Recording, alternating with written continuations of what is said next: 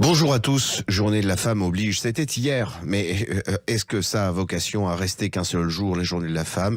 Fort heureusement que non, et d'ailleurs beaucoup d'initiatives sont prises, que ce soit au sein d'entreprises ou d'organismes de formation. C'est de l'un d'entre eux dont on franchit les portes aujourd'hui, le centre Gustave Eiffel, pour y rencontrer Nicolas Chorin, responsable relations entreprises et référent handicap, dans une grande campagne de féminisation des métiers du bâtiment, dont c'est la spécialité de ce centre de formation. Nicolas Chorin, bonjour. Bonjour. Alors, est-ce que vous pouvez nous en dire plus de cette campagne de féminisation des métiers du bâtiment? Effectivement, donc en ce moment, nous accompagnons nos principales entreprises partenaires dans leur démarche de féminisation de leur métier.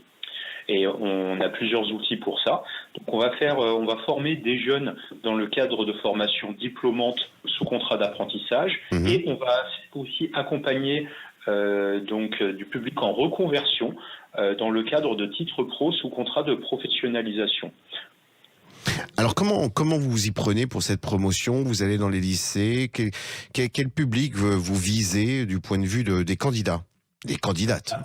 Alors, pour toutes les actions de reconversion, en fait, on vise un public qui a déjà été à l'emploi dans d'autres secteurs d'activité et qui souhaite se diriger vers les métiers du BTP. Et effectivement, il faut faire énormément d'informations chez nos différents partenaires. Ça peut être Pôle emploi, ça peut être des missions locales, des écoles de la deuxième chance, toutes les associations qui orientent le public, car malheureusement, les femmes se mettent souvent des freins pour postuler dans ce type de formation. Même si elles sont intéressées, elles n'osent pas postuler, et dans les opérations que j'ai menées jusqu'à présent, c'est quelque chose que j'ai pu constater. Donc il faut vraiment, quelque part, aller les rencontrer sur le terrain pour leur dire que oui, c'est possible et qu'il n'y a pas de métier réservé aux hommes.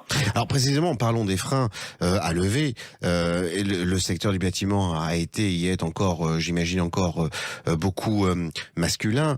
Est-ce que vous sentez aujourd'hui que dans l'air du temps, ça y est, les esprits sont au mur pour diversifier au sein des entreprises, mais au sein des équipes aussi, le corps des collaborateurs?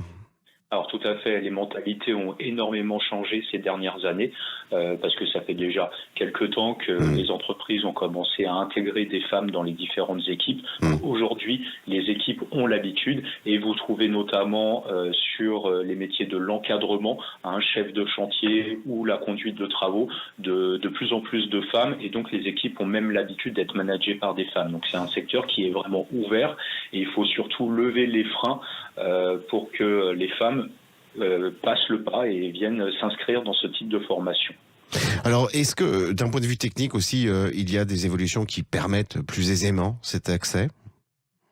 Alors tout à fait, les techniques ont évolué sur les chantiers, et même s'il y a toujours une dominante physique sur quelques métiers, c'est beaucoup moins physique et beaucoup moins pénible qu'il y a plusieurs années, et donc ça laisse la possibilité aux femmes de pratiquer vraiment tous les métiers du secteur d'activité aujourd'hui. C'est une très belle initiative du centre Gustave Eiffel, spécialisé dans les métiers du bâtiment, une féminisation des métiers, notamment dans la communication, la familiarisation de ces métiers-là.